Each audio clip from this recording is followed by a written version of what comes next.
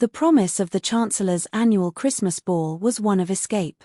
For Elara, it was a promise whispered in the rustle of borrowed silk and the unfamiliar weight of pearls against her throat. Her world was one of quiet order, of ink-stained fingers and the hushed reverence of the grand municipal library, a place where stories were bound in leather and time was measured by the slow turning of a page. Tonight, however, she was a story someone else had written, costumed for a single, glittering chapter in a book she would have to return at midnight. The ballroom was a dizzying ocean of light and sound. Crystal chandeliers, heavy as frozen waterfalls, cast a fractured, golden glow over the waltzing couples. The air, thick with the scent of pine boughs, beeswax, and expensive perfume, felt heavy in her lungs, a stark contrast to the familiar, dry perfume of aging paper and leather that was her daily bread. She stood near the balustrade of a marble terrace, a solitary island in the swirling river of high society. People flowed around her, their laughter bright and brittle, their conversations a clipped, foreign language of politics and inheritances. She felt the keen, familiar pang of being an observer, a cataloguer of lives more vibrant than her own. Her gloved hands rested on the cold stone, the chill a welcome anchor in the overwhelming warmth of the room. A flute of champagne, barely touched, stood sweating beside her. It was all too much, the music that swelled and crashed like a symphony, the kaleidoscope of jewel-toned gowns, the sheer, oppressive weight of so much joy. She was a footnote in an epic, and the knowledge was a quiet ache beneath her ribs. She was watching the snow begin to fall outside, each flake a silent star descending upon the frosted gardens, when a stillness beside her cut through the chaos. It wasn't a sound, or a touch, but a sudden absence of movement, a pocket of silence in the surrounding din. He had appeared as if from the shadows between the marble pillars, a figure of stark, elegant simplicity in a room dedicated to excess. While other men were adorned in military braids and colorful sashes, he wore only immaculate black, a coat tailored with a severity that seemed to belong to another, more disciplined century. His stillness was what was so arresting. It was absolute, a predator's economy of motion. He was not looking at the dancers, nor at the orchestra, nor at the glittering assembly. He was looking at her. His eyes were the color of a winter night sky just before the dawn, a deep, fathomless gray that seemed to absorb the light around them. They held an unnerving intensity, a gaze that did not simply see but seemed to read. Elara felt a blush creep up her neck, a hot, unwelcome tide. She was used to being invisible, a creature of the quiet stacks and dusty archives. To be seen this way, so completely and with such focused intent, felt like a violation and a benediction all at once. He inclined his head, a gesture so slight it was almost imperceptible, yet it carried the weight of ancient courtliness. His hair was black as a raven's wing, shot through with a surprising, distinguished silver at the temples, though his face was ageless, carved from pale stone and shadowed with a melancholy that seemed too profound for any man she had ever met. There were no lines of laughter around his eyes, only the faint, etched marks of a long and serious consideration. "You are not enjoying the festivities," he stated. It was not a question. His voice was a low baritone, smooth and dark as aged velvet, with a strange, unplaceable accent that resonated in the very bones of her ears.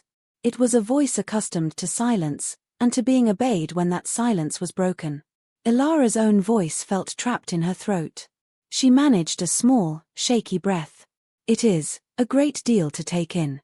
A great deal of noise," he corrected gently, his gaze sweeping over the room with a faint, almost imperceptible disdain. "A pantomime of connection. They spin and smile, but they do not see one another." His eyes returned to her, and the intensity sharpened.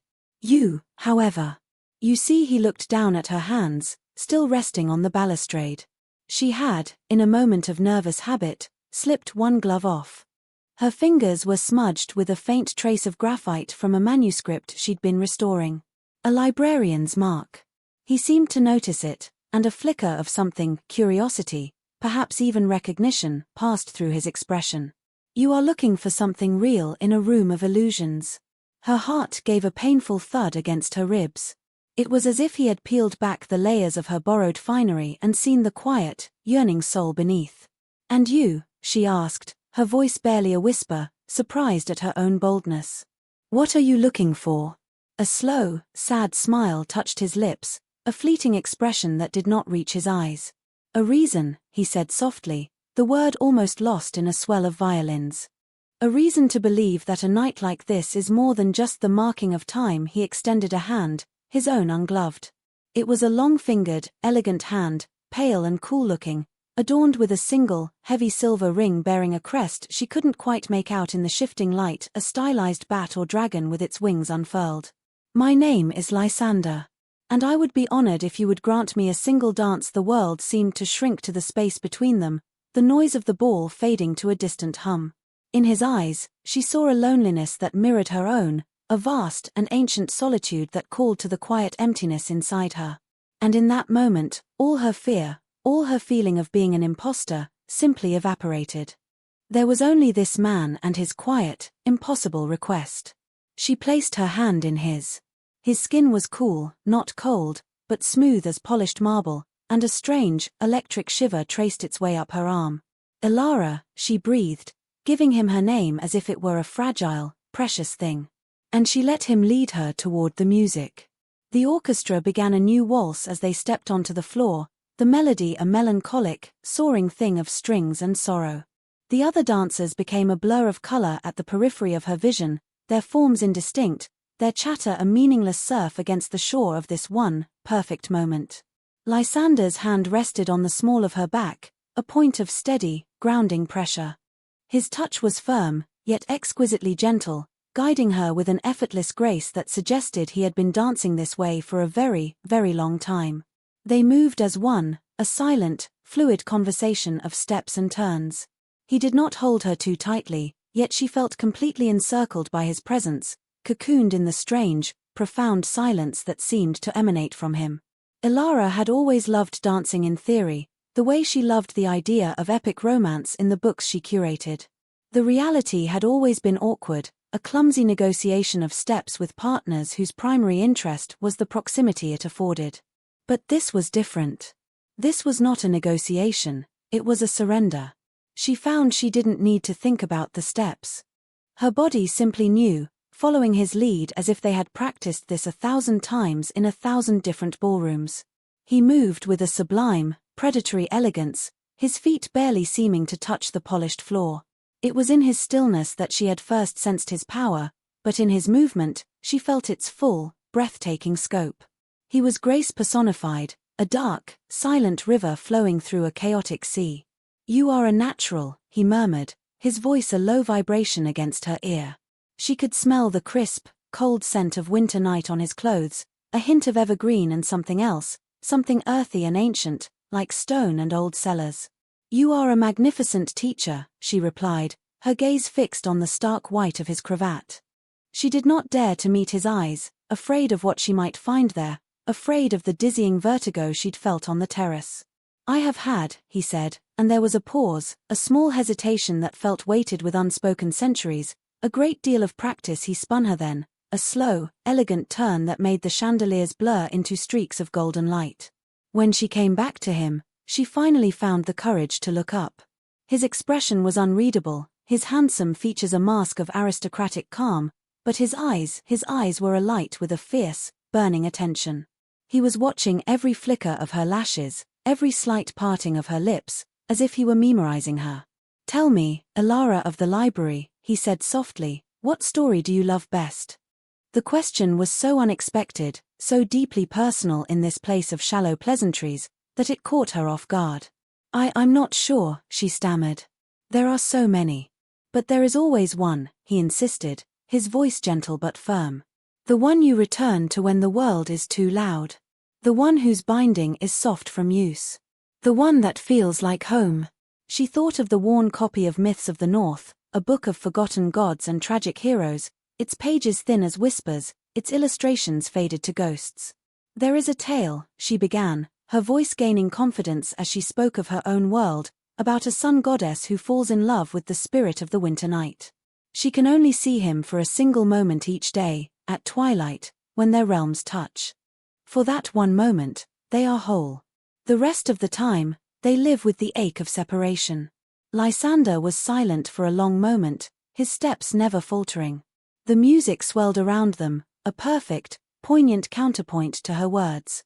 "And is it a happy story?" he asked at last, his voice impossibly soft. "It's a beautiful story," she corrected. "It's about a love that persists despite the impossibility of it. It's about finding a universe in a single, fleeting moment." He guided her into a final, graceful turn as the last notes of the waltz hung in the air, shimmering and then fading into applause. They stood for a moment in the center of the floor, the world slowly rushing back into focus. His hand was still on her back, her hand still in his. The connection was a tangible thing, a current humming between them. "A universe in a single, fleeting moment," he repeated, his voice a low whisper meant only for her. He looked at her with an expression of such profound, aching sorrow that it stole the breath from her lungs. It was a look of recognition, as if her simple story had named the great, central tragedy of his own existence. He raised her hand to his lips, his mouth cool against her skin, a chaste, formal gesture that felt more intimate than any kiss she had ever imagined. "Thank you, Ilara," he said. "For the dance. And for the story," and then he was gone. He did not walk away. He simply released her hand and, in the space of a heartbeat, melted back into the crowd, swallowed by the shifting bodies and the glittering light. Ilara stood frozen, her hand tingling where his lips had touched it, her heart hammering a frantic, bewildered rhythm against her ribs. The orchestra struck up a new, cheerful tune, and the dancers began to move again, but for Ilara, the music had stopped. The ball was over. The days that followed the ball were muted, the world leached of its color. Ilara's life returned to its familiar, quiet rhythms, but the silence of the library, once a comfort, now felt like an absence. The scent of old books, which had always been her solace, now seemed merely dusty. She moved through the stacks like a ghost, her thoughts a constant, circling refrain of a dark velvet coat, a low, resonant voice, and eyes the color of a winter sky. The memory of the waltz was a persistent, glowing ember in the gray landscape of her routine. She would be reshelving a cart of returned books, her fingers tracing the worn spines, and would suddenly feel the phantom pressure of his hand on her back, the cool, smooth touch of his skin against hers. She would hear the echo of his voice asking about her favorite story, a question no one had ever thought to ask her before. He had seen her. In a room full of peacocks, he had noticed the sparrow. The thought was both exhilarating and terrifying. It made her feel cherished and exposed all at once. She had spent her life cultivating a protective invisibility, finding safety in the shadows of the towering shelves. Lysander had drawn her out into the light, and now, back in the dim, quiet stacks, the shadows felt cold and empty. She tried to dismiss it as a fantasy, a fleeting moment of holiday magic conjured by champagne and borrowed silk. He was likely some visiting dignitary, a wealthy recluse who had already forgotten the name of the shy librarian he had danced with. But the memory was too vivid, too visceral, to be a mere dream. The feeling of being so utterly, completely seen had imprinted itself upon her soul.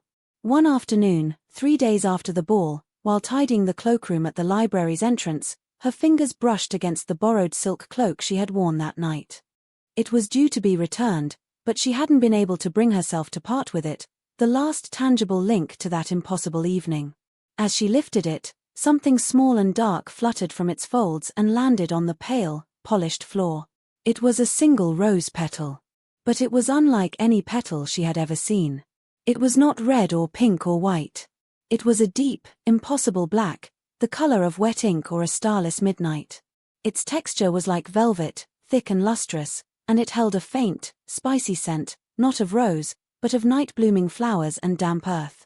It was perfect, unblemished, as if it had been freshly plucked, though it should have been crushed and wilted from its time in the cloak. She picked it up, her fingers trembling slightly. It felt cool and strangely alive against her skin. Where could it have come from? There had been no black roses at the ball. The decorations had been a traditional riot of red poinsettias, white lilies, and evergreen boughs. She remembered the crest on his ring, the dark, unfurled wings. She remembered the scent that clung to him, of winter night and old stone. A man who appeared from nowhere and vanished just as quickly. A man with a courtly grace that belonged to a forgotten age. A man who left behind a single, impossible black rose petal. The rational part of her mind, the part that dealt in catalogue numbers and verifiable facts, searched for a logical explanation. A novelty, a dyed flower, a simple coincidence. But the part of her that had been awakened by his gaze, the part that believed in stories of sun goddesses and winter spirits, knew this was no coincidence. It was a sign. A clue. A breadcrumb left on the path back to a world she had only glimpsed. She tucked the petal into a small, empty locket she wore around her neck, a keepsake from her grandmother. It felt like a secret, a hidden heart beating close to her own. The petal was a promise that he was real, that the night had not been a figment of her lonely imagination. And with that small, dark promise resting against her skin, a new feeling began to take root in the quiet soil of her heart, crowding out the loneliness and the ache. It was a fierce, unfamiliar determination. She was a librarian. Her life's work was the pursuit of knowledge, the uncovering of hidden things. She would find him. She would follow the story, no matter where it led. The library, which had for days felt like a prison, suddenly transformed into an arsenal. The silence was no longer empty, it was filled with the promise of answers, waiting patiently on the shelves to be discovered. Ilara's search began not with questions about a man, but with the crest on his ring. The image was seared into her memory, the stylized wings, elegant and severe. It was a tangible clue, a thread to pull in the vast, tangled tapestry of the city's history. She started in the heraldry section, a dusty, neglected corner of the library where the air was still and thick with the ghosts of fallen houses and forgotten lineages. 4 days, she pored over enormous, leather-bound volumes, her fingers growing grimy with the dust of centuries. The crests of the city's founding families swam before her eyes, lions and griffins, swords and crowns, a predictable parade of noble ambition. None of them matched the dark, winged emblem from her memory. She felt a growing frustration, a fear that she had imagined it, that her memory had embellished a simple design into something more romantic, more mysterious. She was beginning to lose hope when she stumbled upon a slim, unassuming volume tucked away on a bottom shelf, its spine unmarked. It was not a formal registry but a collection of local folklore and whispered histories, compiled by an eccentric historian a century prior. The pages were brittle, the ink faded. Most of it was nonsense, tales of river spirits and phantom carriages. But in a chapter on the shadow families, the reclusive houses that had once held sway over the region before the city was even a city, she found it. It was a crude, woodcut rendering, but it was unmistakable. The unfurled wings, the severe, geometric lines. Beneath it, a single name, de Valerian. The text was brief, cryptic. It spoke of an ancient family of immense wealth and power who had arrived from the old country centuries ago. They were patrons of the arts and sciences, but they were deeply reclusive, never appearing in daylight, their affairs conducted only by proxies after sunset.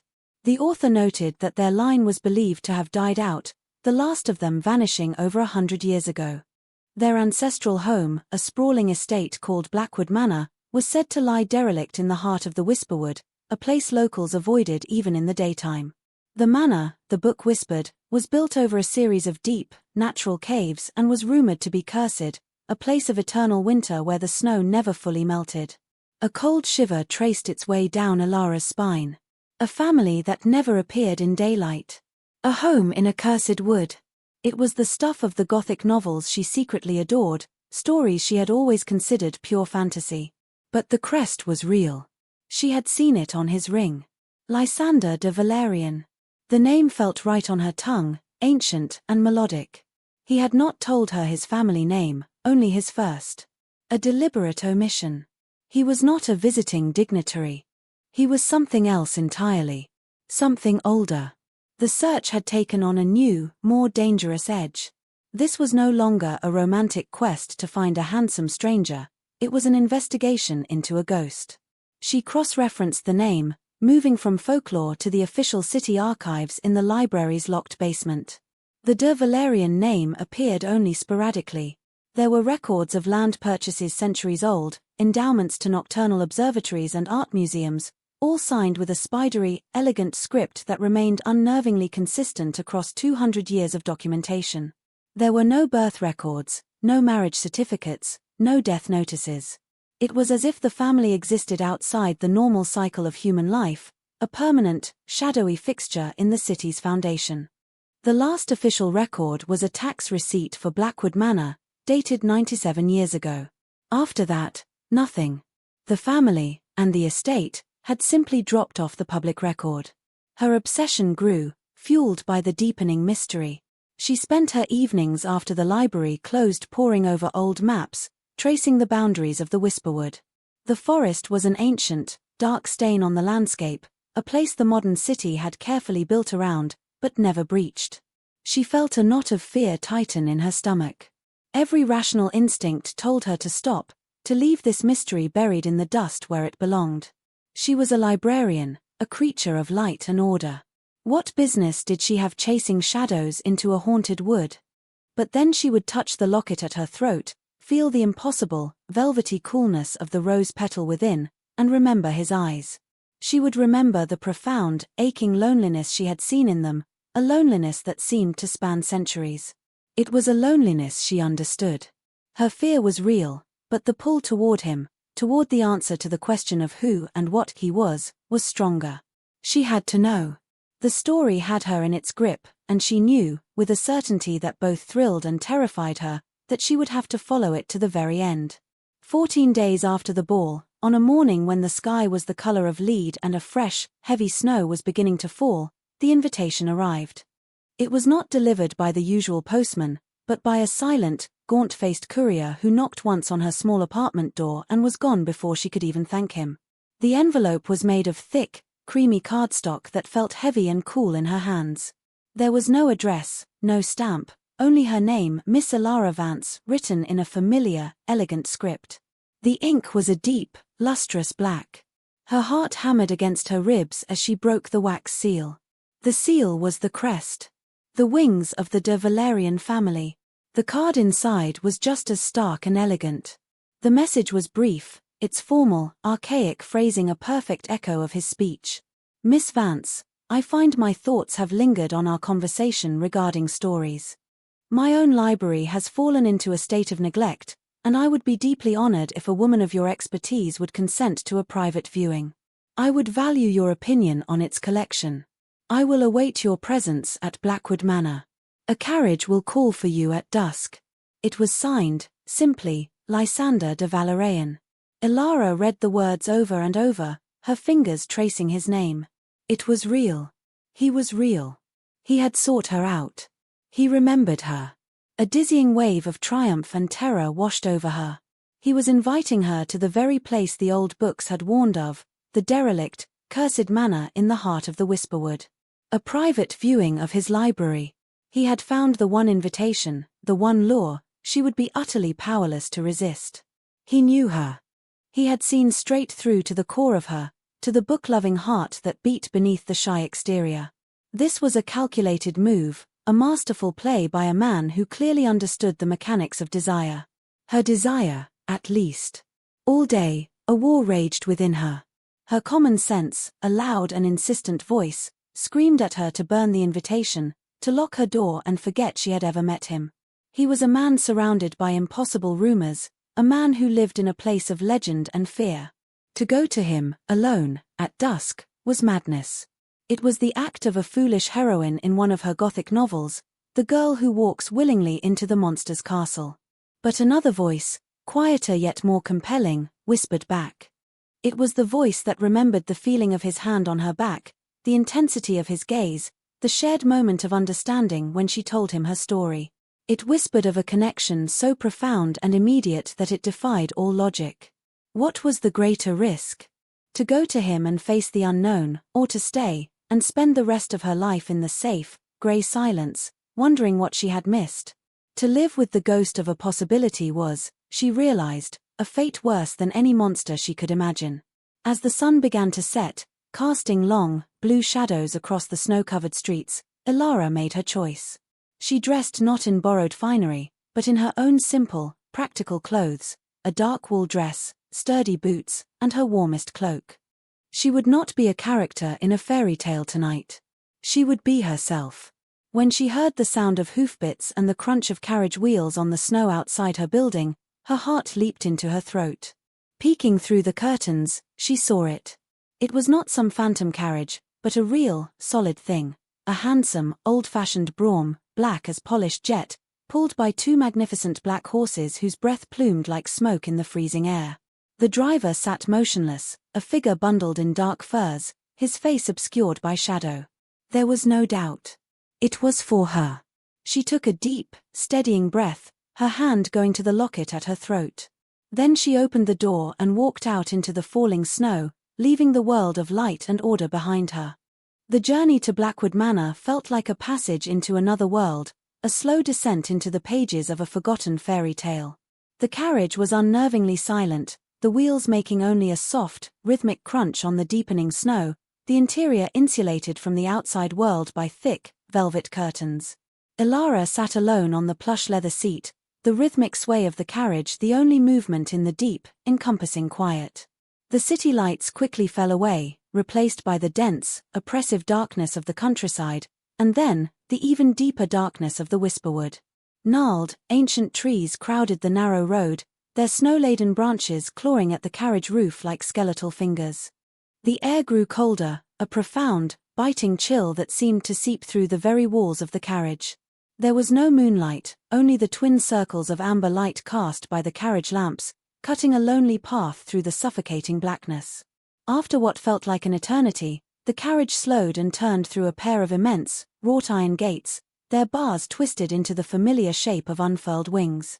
They were not rusted or derelict, as the legend suggested, but perfectly maintained, opening with a smooth, silent grace.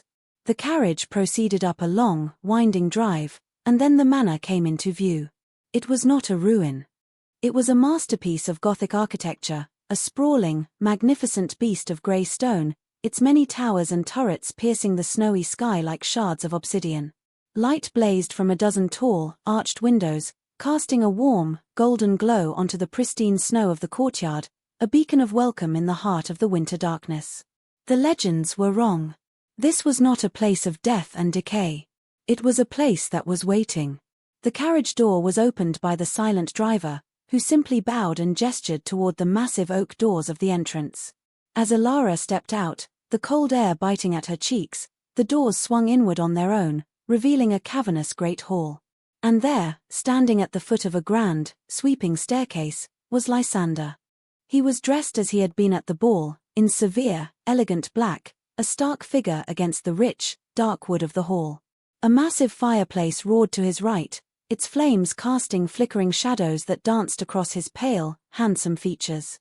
He was not smiling, but his eyes, when they met hers, held a warmth that belied the aristocratic coldness of his posture. "Elara," he said, his voice the same low, resonant baritone she had replayed in her mind 1,000 times. "You came. You sent for me," she replied, her voice steadier than she expected. She stepped over the threshold, the great doors swinging silently shut behind her, sealing her inside. The air in the hall was cool but not cold, filled with the scent of wood smoke and beeswax. The silence here was different from the silence of the library. It was not an absence of sound, but a presence, the deep, ancient silence of a place that had witnessed centuries. "That I did," he said, a faint hint of a smile touching his lips. He did not move to greet her, but watched her as she took in her surroundings, the towering, vaulted ceilings, the dark tapestries depicting ancient hunts, the portraits of severe-faced ancestors whose eyes seemed to follow her. "I confess, I was not certain you would accept. Your invitation was compelling," she admitted, her gaze drawn to a portrait above the fireplace. It depicted a man who looked startlingly like Lysander, dressed in the fashion of 2 centuries past, his eyes holding the same intense, melancholy gaze. He followed her line of sight. "My great-grandfather," he said, the words smooth, practiced. "The family resemblance is said to be strong." He finally moved then, descending the last few steps and coming toward her. He stopped a respectful distance away, his hands clasped behind his back. "The library is this way. I trust your journey was not unpleasant." "It was quiet," she said. He led her from the great hall down a long, echoing corridor lined with suits of armor that stood like silent, empty sentinels. Their footsteps were the only sound. "Your home is not what the stories say. Stories have a tendency to grow wild when left untended," he murmured, glancing at her. They become overgrown with the fears of those who tell them. You, of all people, should know that a story is only as true as its source. He stopped before a pair of enormous, carved wooden doors. The source of my family's stories has remained silent for a very long time. He pushed the doors open, and Elara gasped. She had expected a library. She had not expected a cathedral. The room was immense, rising 3 stories to a vaulted ceiling of carved oak. Bookshelves soared into the upper darkness, accessible by spiraling iron staircases. Every wall was lined, floor to ceiling, with books, tens of thousands of them, their leather spines a rich tapestry of reds, greens, and browns. A massive, circular stained-glass window dominated the far wall, its intricate pattern currently a dark mosaic against the night sky. In the center of the room, a fire crackled in a hearth large enough to stand in, its light glinting off the brass fittings of rolling ladders and the gilded titles on ancient tomes. The air smelled of everything she loved: old paper, leather, wood smoke, and the faint, sweet scent of decaying vellum. It was the most beautiful room she had ever seen. It was a sanctuary. A heaven made of paper and ink. This is... She breathed, unable to find the words. My collection, Lysander said softly from behind her. My solace. And my prison. He watched her, his expression intense, as she took a few hesitant steps into the room, her hand outstretched as if to touch the very air. She ran her fingers along the spines of the nearest books, her touch reverent. First editions, illuminated manuscripts, books in languages she had only read about. It was a collection that defied time, a library built over centuries. It is magnificent, she whispered, turning to face him. He was standing in the doorway, half in shadow, his face a mask of conflicting emotions. There was pride, yes, but also a profound, deep-seated sorrow. I had hoped you would think so, he said. He walked toward her, his movements silent on the thick Persian rug. I brought you here for a reason, Elara. Not just to impress you with my possessions. He stopped before her, so close she could see the faint, intricate silver threads in the black silk of his coat. I brought you here because, like these books, I am a story that has been misread. Judged by a frightening cover. Left to gather dust in the dark, he looked into her eyes, and all pretense, all aristocratic distance, fell away. What was left was a vulnerability so raw, so stark, that it made her own heart ache in sympathy. You told me a story about a love that persists despite its impossibility. I need to know if you have the courage to not just read such a story, but to live it. His words hung in the silent, book-lined air between them. Courage. Did she have it? Her heart was a frantic bird beating against the cage of her ribs. Everything about this moment felt both fated and terrifyingly real. The legends, the reclusive family, the house of eternal winter, his ageless face, the pieces were clicking into place, forming a picture she wasn't sure she was ready to see. What are you? She whispered, the question she had been too afraid to ask, the question that was the source of both her fear and her fascination. Lysander did not answer immediately. He turned and walked to the massive fireplace, resting one hand on the stone mantel. The firelight played across his features, making them seem even more like a carving from pale marble. He looked at the flames for a long moment, as if gathering the strength of centuries.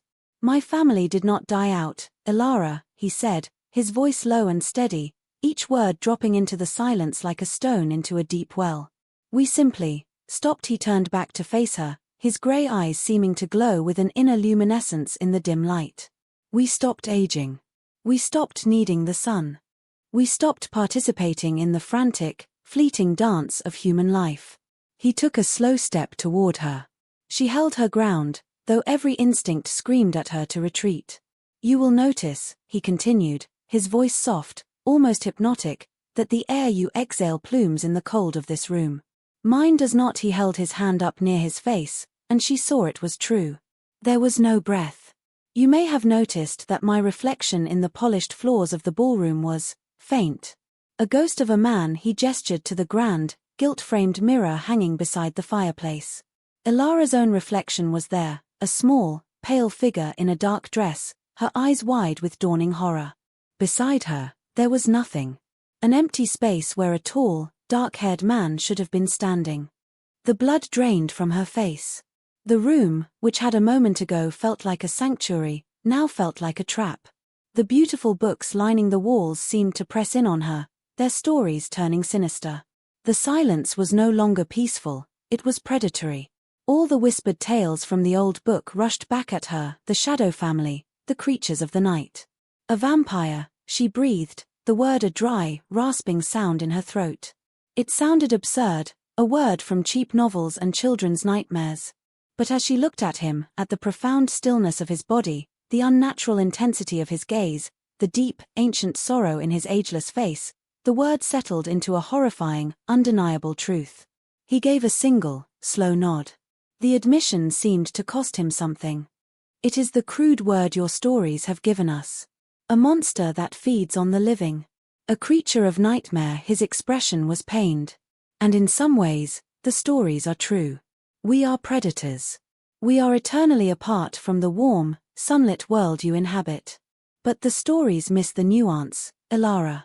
They never speak of the loneliness. They never speak of the crushing weight of endless, unchanging years. They never speak of watching everyone and everything you ever cared for turn to dust while you remain. He took another step, and this time, she flinched back. A flicker of deep hurt crossed his features, so acute it was like a physical blow. He stopped immediately, holding his hands up in a gesture of placation. I will not harm you, he said, his voice earnest, desperate. That is not why I brought you here. I brought you here because in 100 years of watching, of observing, you are the first person who has ever looked at me and seen not a nobleman, not a figure of power, but simply, a man. A lonely man. His voice cracked on the last words, a fissure in the marble of his composure. At the ball, you looked at me, and I felt seen. For the first time in a lifetime. Do you have any idea what that feels like?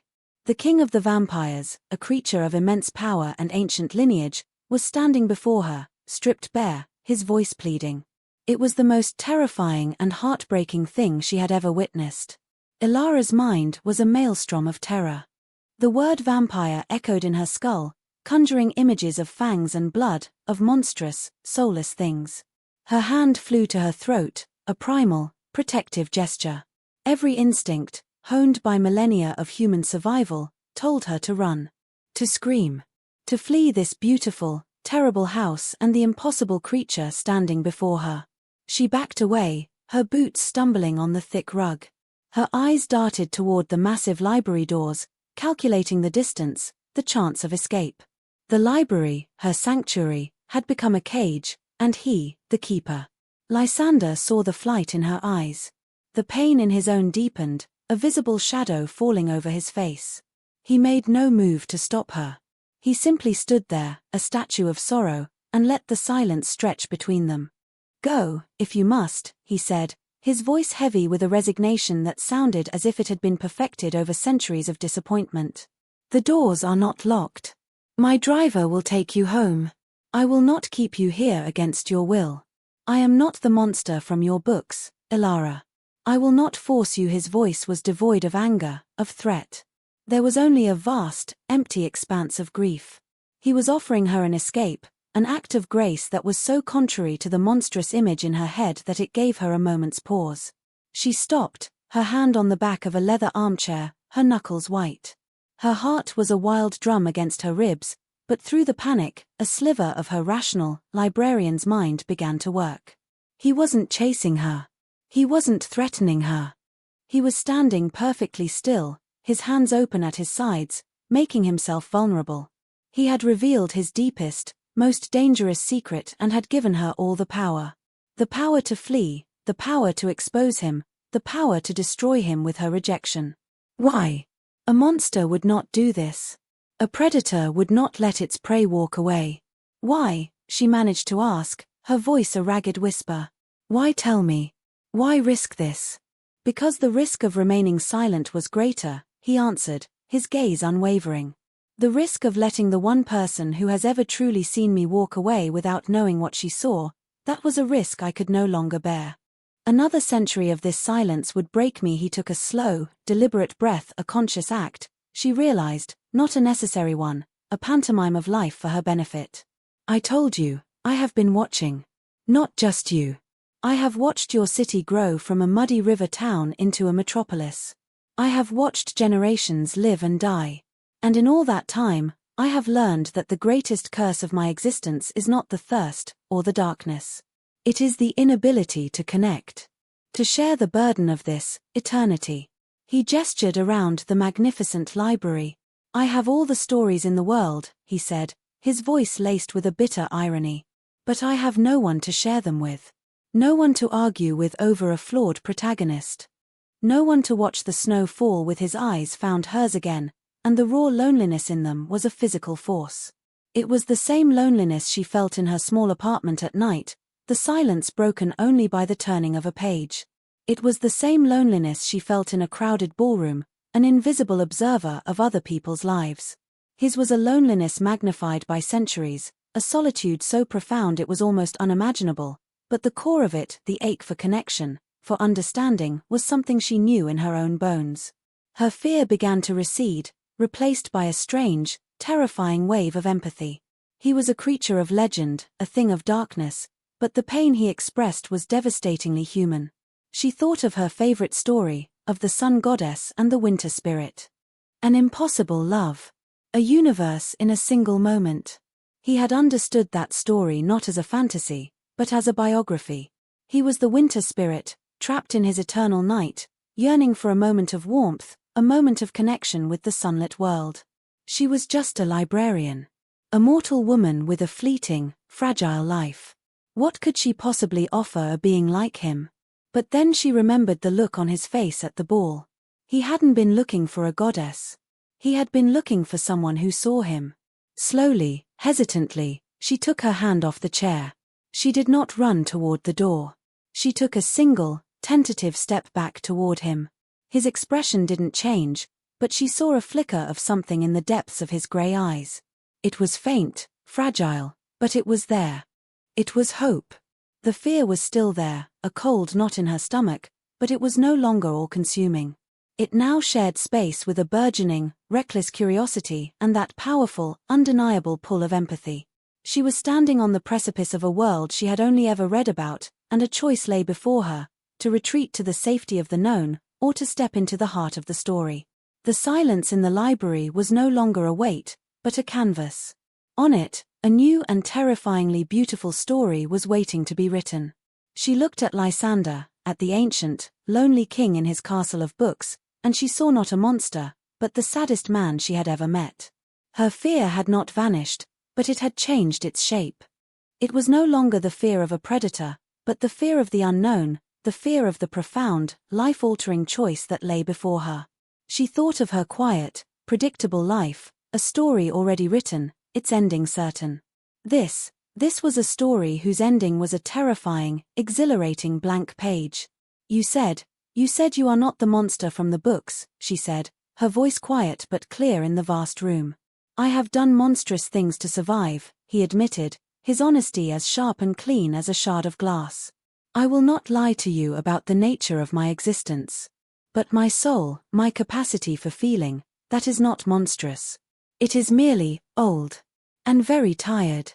She took another step toward him. The space between them narrowed, filled with the unspoken weight of centuries and the fragile potential of a single moment. Her gaze dropped to his hand, still resting on the mantelpiece. The same pale, elegant hand that had held hers during the waltz. The hand of a killer and a scholar. A creature of contradictions. She thought of the cool, smooth feel of his skin. A simple, physical memory that cut through the fog of myth and fear. He was real. Her mind was still reeling, her body still humming with a primal urge to flee, but her heart was doing something else entirely. It was listening. She stopped just out of arm's reach, her hands clasped before her to still their trembling. I don't know what to do, she confessed, the admission a raw whisper. You do not have to do anything, he said gently. Your presence here, in this room, after what I have told you, it is more than I have had in a century. It is a gift. He did not press her. He did not ask for more. He simply stood there, waiting for her verdict, his entire, ancient existence held in a state of suspended animation. He had shown her his truth, and now the choice was hers. It was a choice between the life she knew and the impossible story that stood waiting before her. She looked from his face to the fire, then to the endless rows of books, and back to his impossibly lonely eyes. And she knew that she could not, would not, walk out that door. Not yet. She couldn't leave the story unfinished. "Show me," she said, her voice gaining a surprising strength. "Show me one of your favorite books." It was a simple request, a mundane anchor in a sea of impossibility. But in the charged silence of that room, it was an answer. It was a truce. It was a beginning. A fragile, tentative hope sparked in the depths of Lysander's eyes, a light she had not seen there before, and for the first time that night, he offered her a true, genuine smile. It was a slow, hesitant thing, like a winter flower pushing its way through the snow, and it was the most beautiful thing she had ever seen. In the days that followed, a strange and quiet routine began to form, a fragile truce between her world and his. Elara did not go home. The silent driver was sent back to her apartment to collect a few necessities, clothes, toiletries, and a small, carefully chosen stack of her own books. She took up residence in a suite of rooms in a quiet wing of the manor, a space of surprising warmth and comfort. There were fires always lit in the hearths, soft wool blankets on the bed, and vases of fresh flowers, white roses, not black, on the tables. It was clear the rooms had been prepared for her, an act of hopeful presumption that she found more touching than arrogant. They spent their time, as she had requested, in the library. It became their neutral ground, their sanctuary. By unspoken agreement, they did not speak further of blood or fangs or the mechanics of his vampirism. Instead, they spoke of stories. He would pull down a crumbling, vellum-bound manuscript from a high shelf, its pages filled with a language that had been dead for 1,000 years, and translate the epic poems for her, his voice giving life to ancient heroes and forgotten gods. She, in turn, would read to him from one of her modern novels, her voice soft in the vast, quiet space, sharing tales of ordinary people grappling with love and loss. He listened with an unnerving, absolute stillness, his grey eyes fixed on her, absorbing every word as if it were sustenance. She learned about him through the books he loved. She saw his melancholy in the tragic verses of dead poets, his sharp intellect in the dense philosophical treatises, his hidden, romantic heart in the swashbuckling adventure tales from his youth, a youth lived 300 years ago. He learned about her in the same way. He saw her empathy in the dog-eared pages of her favorite novels, her quiet strength in the heroines she admired, her deep-seated belief in the goodness of people, a belief he found both naive and breathtakingly beautiful. In the shared space of stories, they began to map the foreign territory of each other's souls. One evening, as a blizzard raged outside, sealing them away from the rest of the world, she found him standing before the massive stained-glass window at the far end of the library. The moon had risen, and its pale light was filtering through the colored glass, casting a mosaic of blues and reds across the floor. "It tells the story of the founding of my line," he said, without turning. "The story we tell ourselves." At least he pointed to the central panel, which depicted a knight in dark armor kneeling before a winged, shadowy figure. "Our ancestor. He was a knight who fell in battle, but his devotion was so strong that the spirit of the knight granted him a second life. A life in shadow, to forever guard the boundary between the living and the dead. It's a beautiful myth," Elara said, coming to stand beside him. "All families are built on beautiful myths," he replied, a sad smile touching his lips. "It is a kinder story than the truth, which is likely far more brutal and selfish." A desperate man making a dark pact to escape death, he finally turned to look at her, the colored light playing across his pale face. "My life is full of such edits. Such careful curation of the past. You are the first person in a very long time to be allowed into the archives." The intimacy of the statement was not lost on her. He was trusting her not just with his life, but with his history, his truth. The fear she still carried, a low, persistent hum beneath the surface, lessened a little more. It was hard to be afraid of a man who spoke with the weary soul of a historian. He began to show her his world. Because she could not join him in the night, he brought the night to her. He had a vast, domed observatory at the top of the manor's highest tower. He would lead her there, and they would spend hours looking through the enormous brass telescope. He would point out constellations, nebulae, and distant galaxies, telling her their ancient names and the myths that mortals had woven around them. He spoke of the stars as if they were old, familiar friends. He had watched them wheel across the sky for more nights than she could possibly imagine, the only constant in his unnaturally long life. Looking at the cosmos through his eyes, she began to understand the scale of his loneliness. Her own life was a brief, flickering candle flame. His was the cold, endless expanse between the stars. In turn, she brought her world, the world of warmth and fleeting, precious life, to him. She insisted on taking their meals together in the library, though he himself did not eat.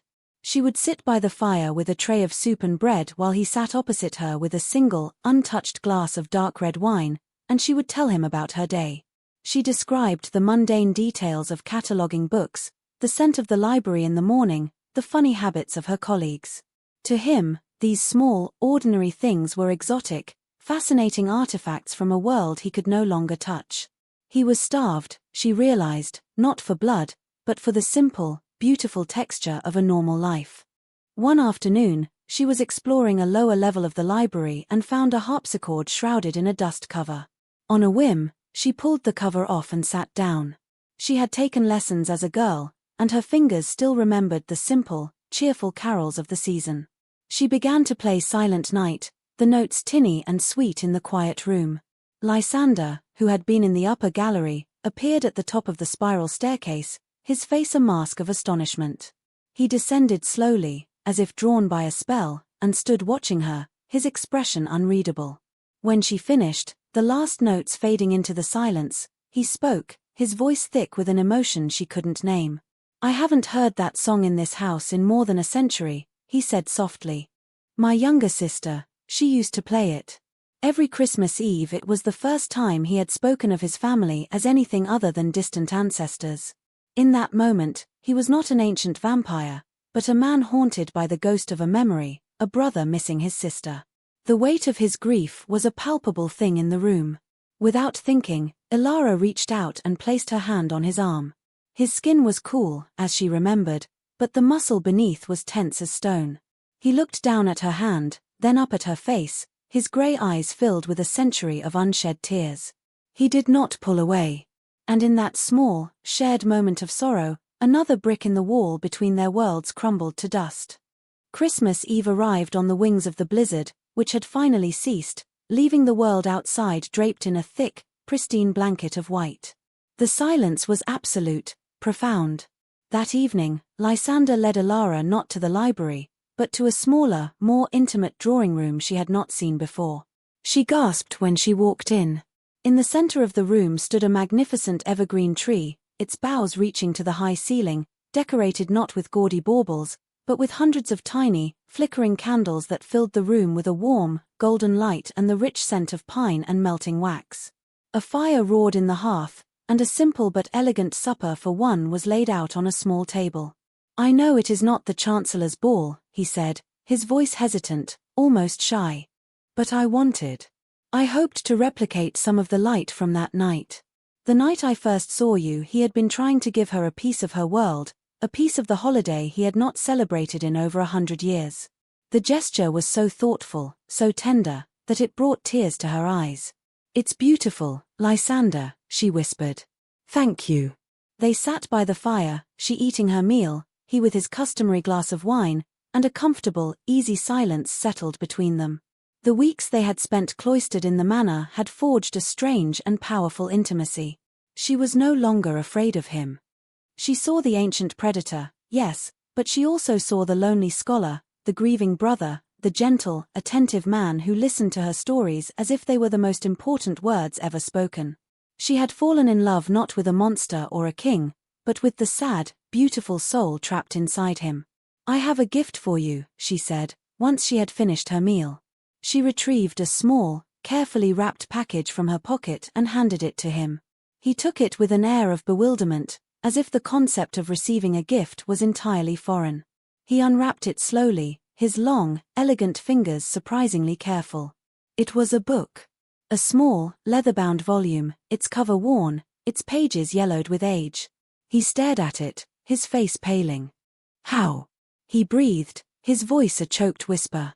He opened it, his touch infinitely reverent. It was a first edition of Myths of the North, the very book she had told him about on the night of the ball. "I thought this copy was lost to a fire in Vienna, a century ago," he said, looking up at her, his eyes shining with a fierce, bewildered emotion. "The library's archives are extensive," she said with a small smile. "And I have a certain expertise. I spent the last week restoring the binding." He closed his eyes for a moment, clutching the small book to his chest as if it were a holy relic. "No one," he said, his voice thick, "has ever given me a gift that was not born of fear or obligation. No one has ever thought to give me something they thought I might simply love." He opened his eyes, and the gratitude in them was so profound, so overwhelming, it made her heart ache. "Thank you, Ilara. I have something for you, as well," he said, his composure regained, though his voice was still unsteady. He did not produce a box or a package. Instead, he reached out and took her hand. "My gift is a promise." 3 promises, in fact. He held her gaze, his own deadly serious. "First, I promise you choice. You are free to leave this house whenever you wish. Tomorrow, or a year from now, or never. The choice will always be yours. I will never hold you captive, not by force, nor by deception." He squeezed her hand gently. "Second, I promise you honesty. You may ask me anything about my life, my nature, my past. I will answer you truthfully, no matter how ugly the truth may be. There will be no more secrets between us." He paused, and his thumb traced a slow circle on the back of her hand. "And third," he said, his voice dropping to a low, intense whisper, "I promise you time. My time. All of it. However much of your life you are willing to share with me, be it a day, or a year, or the rest of it, it will be the most precious treasure I have ever possessed. I will not waste a moment of it. I will cherish it." It was not a declaration of love in the way the poets wrote of it. It was something more. It was a vow from an eternal being, a promise to honor her mortal, fleeting life. It was the greatest gift he could possibly give her. Tears streamed freely down her cheeks now, but they were not tears of fear or sadness. They were tears of a deep, overwhelming joy. "Lysander," she whispered. He lifted her hand to his lips, just as he had at the ball, but this time it was not a formal gesture. It was a kiss of profound tenderness, a seal on his promise. He then leaned in, his cool lips brushing against her temple. He did not kiss her on the mouth. It was a gesture of exquisite restraint, of deep and abiding respect. He was giving her the choice, even in this. He pulled back and looked at her, his face illuminated by the soft candlelight of the tree. The ancient sorrow was still in his eyes, but it was no longer the only thing there. It now shared space with a fragile, fierce hope. A hope she had put there. Outside, in the silent, moonlit world, the snow on the branches of the ancient trees glittered like diamonds. Inside, in the warm, candlelit room, a librarian and a vampire king sat by the fire, their hands entwined, 2 lonely souls who had found their universe in a single, fleeting moment. The story was just beginning.